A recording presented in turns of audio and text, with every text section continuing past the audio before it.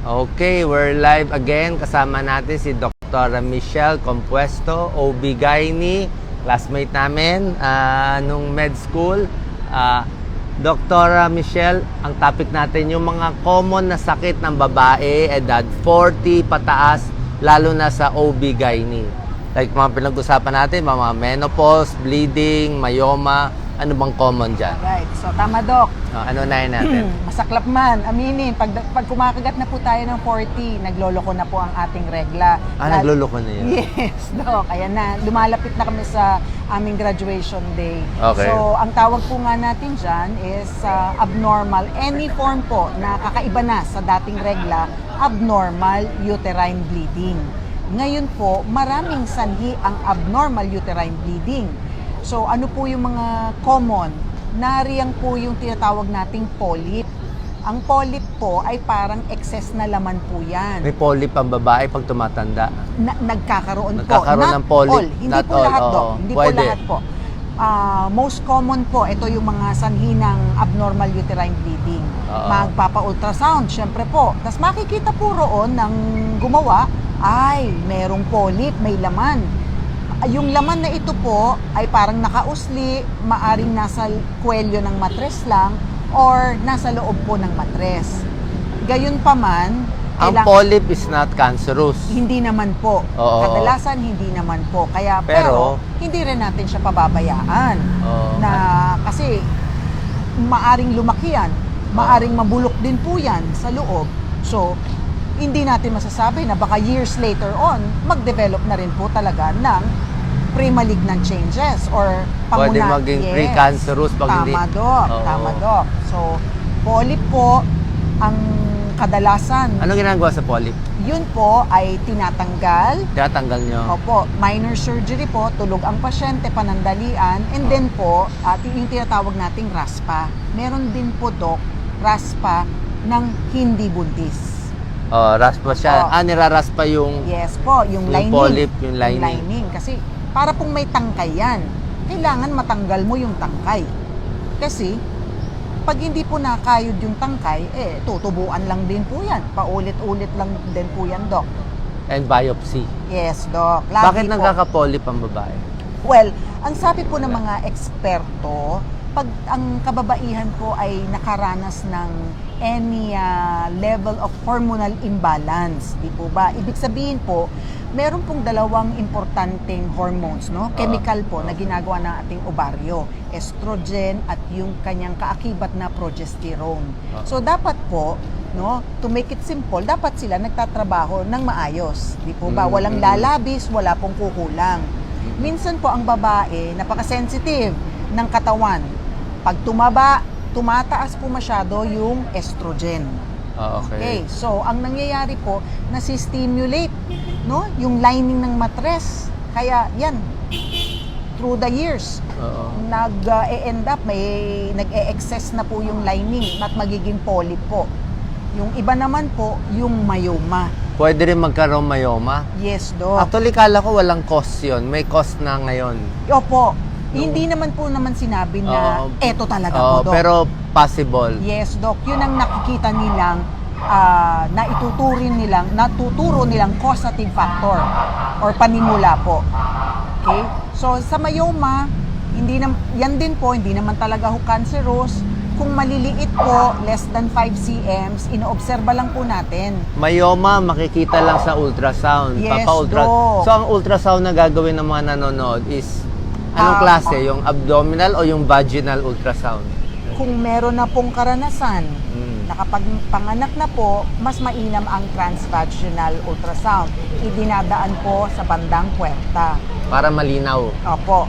Kung ito po'y dalagitan naman at mas kabataan, dine po sa taas ng tiyan, yung tinatawag nating pelvic ultrasound. Mas malabo lang.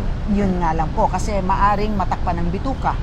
Oo. Yun lang po, may So, limitasyon ng bahagya. Sa mga may myoma, anong babantayan nila? Tsaka paano malalaman na myoma at hindi cancer? Apa. So, kadalasan po, ang myoma, madalas magpresenta po siya ng mahaba at malakas na pagreregla. So, kung nakaranas po, kayo po ay 40 and above at biglang ang haba ang lakas. magpapa-ultrasound. Magpapatingin po kayo sa OBGYN. Anong mahaba, malakas? Ang ibig pong sabihin, ang regla nyo po ay humaba kumpara doon sa pangkaraniwan nyo. Kung Sample. nagtatagal po, 3 to 5 days lang po ang aking normal haba ng regla. Abay, ngayon Doc, lampas 10 araw na po, dinudugo pa rin ako. Pag sinabi pong ang lakas po ng regla ko, Doc, 1-2 napkin lang po ako noon sa isang araw, hindi po napupuno. Doc, ngayon po, nakaka-diaper pa po ako. Basang-basa. Malakas po yun, Doc. Bawal yung may bubo. Hindi Pag naman, bubo, masama na ba yun? hindi naman Dugo? po. Oo. Ang sabi lang naman po sa ganyan, dahil ang bilis na nung pagdudugo ng babae. So, pag exposed daw po sa hangin, nagba-blood clot na po siya. Nagba-blood Alright. clot agad. Opo. So, syempre po, nakaranas kayo ng 2 linggo na mahigit dinudugo at napakarami, magpatingin So, na po. polyp, myoma, yan ang Opo. babantayan. Yes. And then, ang kinakatakutan natin sa lahat po, syempre, malignancy or cancer. Kasi, lalo na kung ang may history po ng cancer sa pamilya, dapat po binabantayan nating mga kababaihan. No? Ang ating sarili para laban sa... Lumalabas din to sa may edad, 40 above. mga Yes, ganon. Doc. Mas common po sa 40 and above po, no? Anong cancer ang common sa babae? Ang common po ay dati po cervical cancer. Cervical cancer? Oo po. Doc, ano siya? It was the second most common cancer worldwide pa nga, Doc. No? But dahil nga po Ngayon? sa pagbabakuna, bumagsak na po siya sa pang-4. Ano So, na ngayon yung mga top? Ang ano pa rin po is breast cancer. Okay. And then napaltan na po ng pangalawa lung cancer po and then colon cancer. Bumaba na cervical. Opo, kasi marami na pong nag-avail ng pagbabakuna. Laking tulong po. Pero dito meron pa tayong ovarian cancer, uterine Meron pa rin. cancer. Yes. So, yung- Nakaka-encounter ka ng ganito? So, yung 3 pong common, cancer po ng cervix, cancer po sa uterus or endometrial cancer, and ovarian cancer. Oo. Pagka magsususpetsa po kayo kung cervical cancer, pagka meron pong pagdudugo ang babae, lalo na pagkatapos nilang magtalik ng asawa or ng partner. At Pag nagtalik dumugo, dumugo po. pwedeng cancer. Magtataas po. Hindi pwedeng polyp lang o myoma lang. Ay hindi ko naman po nadugo. Kadalasan yung mga polyp or myoma after pagtatalik. At yung klase po ng dugo sa cervical cancer, para ang description po nila, Doc, parang yung pinaghugasan ng isda. Medyo malansa. May amoy. Opo. Kaya medyo maaalarma ang babae. Teka. Anong kulay? Darker Yung brown? parang light pinkish, di po ba? Parang pinaghugasan ng Bakit isda, ganun? Doc. May sugat-sugat na So, kasi. meron na po yan. Malamang sa loob po, meron na pong maliit na tumor yan. So, siguro po natamaan sa pagtatalik, dumugo po yun. Okay? Gaano kabilis kumalat tong mga cervical uterine cancer? In a year ba? Pwedeng Depende mula wala, lumaki? Parang gano'n. Maaari po, Doc, lalo na kung hindi naman po nagpatingin. Kasi kung kunyari po, it could be fast. By the time na nagpakita ang isang pasyente ay stage 3 na pala, Doc. Ibig sabihin, may pagkakalat na yan. Po ba? Kasi sa kahit anong cancer, di po ba ang ating ano dyan, mas maagang makita, mas maaga po natin maagapan. Anong mga risk factors? Mahirap makahuli? Anong mga pwede? Well, tayong mga Pilipino kasi minsan, Doc, pag walang nararamdaman, hindi naman din tayo magpapatingin. So, pap smear every year? Pap smear, Doc. Yes, pap smear Mahuhuli kada ng pap taon. smear? Opo, Doc. Kasi screening tool po natin yan para sa mga kababaihan. Napakadaling Pero proseso. sa pap smear, yung labas lang naman eh. Kung nakatago sa loob yung cancer. Well, sa pap smear po, Doc, siya ay para sa cervical cancer. Okay. Cervical cancer. So, nasisili po yan. Makikita po ng inyong dalawang mata na, merong bang sugat, merong bang mukhang maliit na bukol na. At yun nga po, kung kada taon, na babantayan mo or napapagawa po yung pap smear, mas alam mo na, okay, negative ako last year, negative din ulit this year. So, mas maganda po yung monitoring. Yan. Yung sa endometrial cancer kasi po, or cancer ng matres, kadalasan yan, mas nakikita natin sa mas Taba? overweight. Bakit? Opo, kasi nga po, yung labis na estrogen sa katawan, yun ang risk okay. factor nila. Kaya nga sinasabi natin, papayat. At saka sila rin po yung may history ng, yung taunan po na naghahaba yung regla, humahaba po ang regla, dumadami ang dugo tuwing regla, tapos hindi naman po nagpapatingin. So, by the time na may naramdaman na pong di maganda, baka advance na rin po yung sakit. Another problem na halos lahat ng babae dadaan, menopause. Aray? Aray ko. Anong Tabi-tabi po. anong edad at marami kasi pa ng menopause hindi naman nagpapa-check eh. Pero True. I think kailangan sila magpa-check up, maraming Yes. pagbabago. Nararamdaman. Like anong mararamdaman? Alright. So, for starters, Doc, ngayon po sa ating mga Pilipino, average age na nakikitang nagtitigil na or menopause, ay nasa between 47, 49 years old. No po? So, tumitigil na po. Pag tumigil na ng isang taon, diretso ang ating regla, that's it. Tapos 1 year. Opo. Tapos na po tayong mga kababaihan. Graduate na po tayo. So, that's menopause na, Doc. So, with menopause, pag nangyari na po yan, sa ating mga kababaihan, tumataas po ang risk of, syempre po, heart disease, sakit sa puso, stroke, and most importantly, osteoporosis po o yung pagkarupok ng ating mga buto. So, ano po yung aking laging inaabiso? Tayo po ay huwag makakalimot mag-calcium supplement. Kasi sinasabihin, ayokong uminom ng gatas. Calcium 500 ml lang. Pag 650, Doc. Anong brand? Bigyan mo na yung brand para bumili na siya. Caltrate. Kasi with Caltrate Plus, kasi with multivitamins, with zinc, manganese, all the necessary. Wala po tayo na-endorse kasi hindi rin sila makakabili. No. So, Caltrate, mahal Plus ata po. yung Caltrate. Opo. So, Pero kasi, kung may mas mura, pwede. pwede naman. Pero yung kasi may halo pang iba. Yes, Doc. Merong vitamin D3. Kasi we need vitamin D and calcium para po mas lalong masipsip ng ating buto. All women should take that? Opo. Kasi, Doc, tayo as a nation, hindi po tayo masyadong milk drinkers. Tumitigil na tayong uminom ng gatas pag So, school Caltrate age. every day. Yes. Ano pa? And then, ang iba po dyan, sabi ng mga cardiologist, omega-3, fish oil daw po, vitamin E, okay? Pampaganda. Sa cutis, yes, Doc, no? So, Yes, yung mahalaga, yung estrogen. alright. Estrogen cream sa private part ng babae or estrogen pills? Tablet, opo. O sino kailangan uminom Alright. o magpahid? Eto naman, Doc, nagbago na po ang pananaw Anong sa paggamit pananaw? po ng estrogen supplement.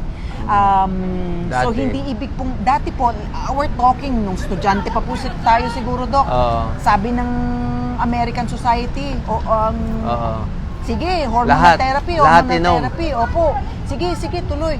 Eh, syempre po, nag-i-evolve at nag-i-improve ang research and development. They found out na pag prolong din, hindi na rin maganda pala sa katawan. Higher risk of Opo, cancer din. breast Binabanggit, breast cancer. cancer. Opo. Most Uterine importantly, ata. uterine cancer, breast cancer. Tataas yes po. konti. Opo. So, sabi nila, i-tailor na lang daw po ang paggamit. Ano po? Ng hormonal therapy. So, kasi meron pong mga babae, may maswerte. Parang dumaan lang saglit yung mga simptomas.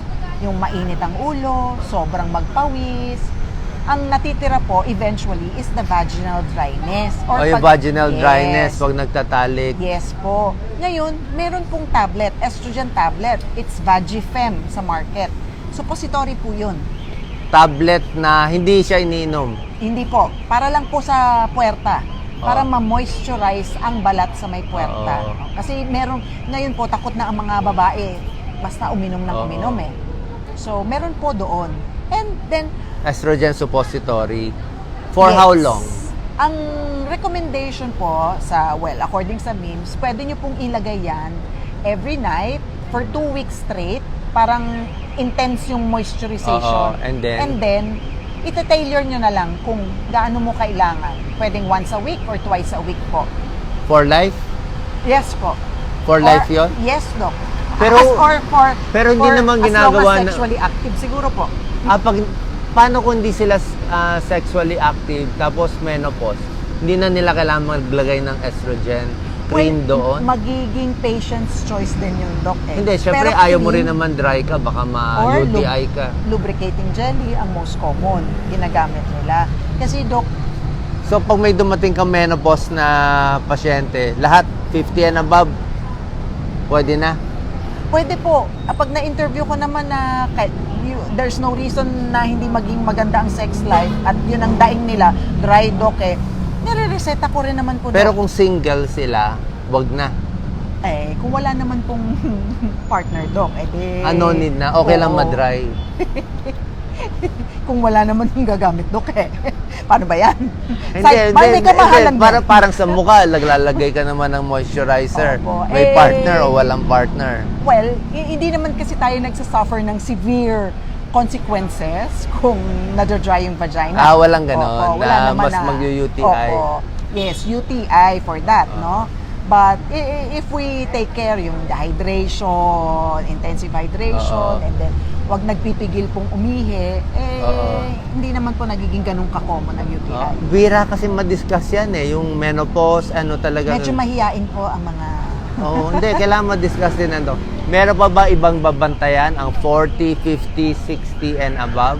Well, Bukod syempre, magkaka-wrinkles, gano'n. Opo. Pero sa women, sa akin po, whether women or male, yung pangkalahatang kalusugan. Di po ba? Pwedeng, ang ganda-ganda ng babae, pwedeng 40 years old ka lang, pero po ang taas ng mga kolesterol mo na lahat po yan, wala rin pong saysay. So, it has to be po, yung tawag natin, Doc, holistic approach. Para siguro po, ingatan mo na sarili mo ngayon, okay. para your later years, mas maganda rin po yung kinabukasan. Dr. Michelle, i-encourage mo sila magpa-pap smear? Paano pala schedule? Every 3 years? Every year? Ano ba? Okay, definitely, Doc. Nagkaroon po nung year 2020, nagkaroon po ng pagbabago sa rekomendasyon, no po? Ng pap smear. Opo. So, kung bakunado ang isang babae ng cervical cancer vaccination, na kumpleto po yung 3 dose, maari po ang pap smear ay gagawin na lang po every 3 years. Di po ba? So, every 3 years hanggang sa age 65 po, no? Kung bakunado po siya. Pero, syempre, kung hindi ka bakunado, mas mainam po, every year po magpa-pap smear kayo. Bukod dun sa regular check-up na pap smear every year, every 3 years, ano pa bang ibang kailangan? Kailangan ba magpa-ultrasound every year? Kailangan ba magpa-mammogram every year? Ano bang kailangan? Yun, Doc, ang rekomendasyon. Once the woman is 40 years old, no po, mammogram. Every year po. No po, every year po. Takot sila sa x-ray. Kakarampot lang po yun. Pero if it means na... Or papa-ultrasound na lang ng breast. Pero hindi recommended. Hindi rin po kasi merong mga bagay na mas sensitibo ang mammogram. Merong mga bagay, lalo po yung maliliit na cyst, na mas na sensitibo sa ultrasound po. Okay. Kaya Doc, sa practice ko, ang ginagawa ko na lang po, together, breast Mammogram. ultrasound and mammogram together para po gumanda yung sensitivity ng eksaminasyon. Tapos papa-ultrasound din ng matres every few Not years? necessary, hindi po. Pag wala naramdaman, okay lang naman? Wala naman pong yes, Doc. Itong mga sakit na to, pag tumatanda ang babae, ano ba yung mas nawawala? Di ba kung may bukol sa breast, parang mas nawawala pag tumatanda? Not necessarily, Doc. Pwede rin tumataas yung risk? Yes, So Doc. walang benefit yung Yes, Doc. pagkawala nung estrogen? So, sa panahon nga ngayon, parang nag-iiba po yung trend eh. Is it because hindi na po tayo masyadong, yung nutrition po natin nakokompromiso na dahil masyado po yung ating processed food na kinakain. Ano po pa? So, hindi natin masasabi na pas tumatanda tayo, nawawala ang bukol. Pwede daw ba magpa-cervical vaccine? Tanong nila yung may edad na? Hanggang age 49 po ang pinaka latest age po. It's 9 to... Pag 49, di na kailangan. Opo, Kasi 9 to 45 years old. 45 hindi na kailangan Opo. kasi Well, kasi po, the premise is, siguro naman po kung sino yung partner mo, yun na yung partner mo. unless marami pa. Sabi ng isang follower natin, very active daw sex life niya. Kung may... Ayan daw, above 50 siya. Opo. Wag daw sasabihan na hindi active. Hindi, Oo. biro ko lang. So, pwede. May Di po- tips ka ba for sa pagsasama ng mag-asawa? Above 50? Or mag-partner. Syempre po ang number one rule, monogamy. Ano po ibig sabihin? You stick to one partner. Di Stick po to ba? one. Opo, di ba? Kaya, tsaka yung maganda rin yung, alamin nyo rin po yung habits ng inyong partner. Di po ba? Yung kanyang past history. Baka naman sabi mo nga, Doc, chick boy. Di, importante din po. Di ba? Baka marami palang na-infection. Ikaw, OB ka, di ba? Ayaw ko nga i-topic yung sexually transmitted, pero ikaw marami ka nakikitang STD sa babae. So, kasalanan ng lalaki to most of the time. Hindi. Hindi naman, Doc. Ay, hindi po ba? kasalanan ng lalaki. Hindi ba? Hindi naman. Parang on the spot. Hindi, Well, nabasa ko yun, di ba? Well, Pag yung lalaki may 5 partner, parang inad-add mo lahat yun, di ba? Yun, pag gano'n naman, Dok, ang ating pag-uusapan, oo Oo. naman po. Masasabi mo, ang may sala dito ang lalaki. Oo. Kung medyo para po siyang kuneho at talon na lang siya ng talon, di po ba, Okay. sa maraming taniman, Oo. mas tataas po talaga ang chance ang may makuha siya. Lalo na kung unprotected sex, Dok. Tapos single, pero yung babae, monogamous. So, dilugi yung babae. True yan. Nagkaganyan po akong pasyente, Dok. Oo. First boyfriend at age 28, nagkaroon po siya ng genital warts, halos isinumpa na pong magkarelasyon. Oo. So may mga ganun po, sari-sari po. Alam naman po natin, Dok, ang genital warts, yung isang virus. So pwedeng nariyan, mawawala, nariyan ulit, nawawala, ilang taong lilipas. So magpabakuna po tayo. Importante po yun. Oo. One last question. Pwede daw ba magpa-cervical vaccine? Siguro, tinatanong niya, mahal ba? And paano kung wala siyang partner? Kailangan rin magpa-cervical? Oo naman po. Kahit single? Opo. Kasi, yes. Ano yan hindi naman naka-target po yan sa, ito ay para lang sa may karanasan. Hindi po. It's generally for women's healthcare po ito. Kasi yung lalo na po yung isang brand, no, Gardasil, actually, mas marami na po siyang na-cover na tinatawag nating variants. Kasi maari din naman po tayong magkaroon ng mga pre-cancerous na sugat, lesions. Pwede rin pong cancer sa vagina laang, hindi naman po sa cervix. Yung tinatawag nating cancer of the vulva. Hindi dahil sa pagtatalik to. Opo. So, makakatulong siya sa single din. Yes, Doc. So, tatlong tusok, wala naman pong rekomendasyon na ulitin pa siyang muli. Oo. Ako, 2007, Doc. Tapos na. Nagpabakuna na po. Papabakuna ka rin. Yes, Doc. Okay. Pinapatanggal daw yung buong matres niya. Ikaw, gumagawa ka ng tabso, di ba? Opo. Anong reason tinatanggal ang buong matres? Natatakot siya.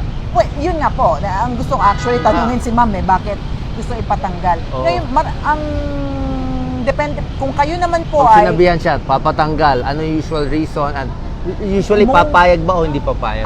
Kung syempre naman po, kung ang rason ay napakalaking bukol, pumayag po kayo dahil bukol. duduguin naman kayo. Komplikasyon ng blood loss po, kawalan Yes, ng dugo. yes. Di ganun din po, talo kayo. Oo. Of course, kung meron pong nakitang mukhang malignan, Tanggal papatanggal agad. niyo po yan. Yes, ma'am. Di ba? Maaring kung yung tinatawag nating isang sitwasyon, yung adenomyosis, dumudugo po yung muscle mismo ng matres nyo. Oo, tanggal din. Tanggal din po yan. Kasi hindi po tumitigil ang pagdudugo niyan. Perwisyo lang po. Pag nagtabso, tinanggal yung matres, Apa. gaano kalaki epekto sa sex life at doon ba magloloko si mister? Hindi naman po magloloko. But, dahil po, nag-iingat si Mrs. pagkatapos mag-opera, tinatanong nila sa akin, kailan po magiging matibay na daw po yung kanilang sugat. Kadalasan po yan from 6 months to 1 year. 6 months to wait? yung tibay po ng sugat na hindi sila matatakot kung ano man 6 yung months gagawin. daw.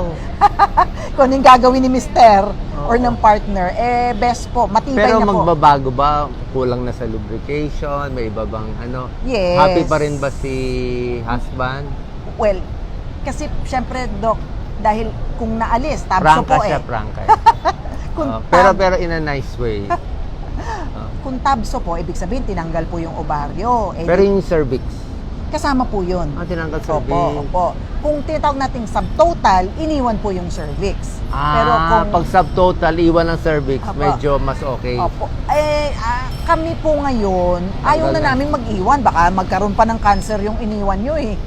Inaalis nyo na rin po. So medyo na-sacrifice yung love life. Hindi naman, Dok. Kasi naman, sa vagina naman ang entry, di po ba? Hindi naman talaga cervix ang pinupunteriya, Dok. So, may pwedeng kireseta naman. pero... Hindi, tinatanong ko lang yung iniisip ng mga lalaki. Oo. Hindi- Para confident din yung mga babae magsabi, ito pwede. Sabi ni Doktora Compuesto, Pwede. okay pa, walang problema. Basta, yung Diba? medyo safe ka na, 6 months, hindi ka natakot, pwede po. Walang 6 rason na... months after tabso. Yes, Dok. Okay. Wala namang rason para hindi nyo i-enjoy ang isa't isa. Last question. Haba na natin eh. After CS, Opo. gaano katagal ang pwede na mag-jogging, tumakbo, o magtalik, o ano? Ako po, abiso ko, ano din po. From 3 months, pwede na po yung mga slow jogging, biking. Pero pagtatalik po, pwede na rin po after 3 months. Bakit ang tagal? 3 months? Para alam yung sugat Pagdikit? po, paghihilom. Kasi minsan, iisipin nyo, ang ganda na ng sugat ko sa labas. Oo. Mas matagal po maghilom yung sa loob kasi basa yan eh. Basa yung... So pwede parang napupunit-punit pa siya. Opo, no? Baka yung mga ligaments, naghihilom pa yan eh. Bababa.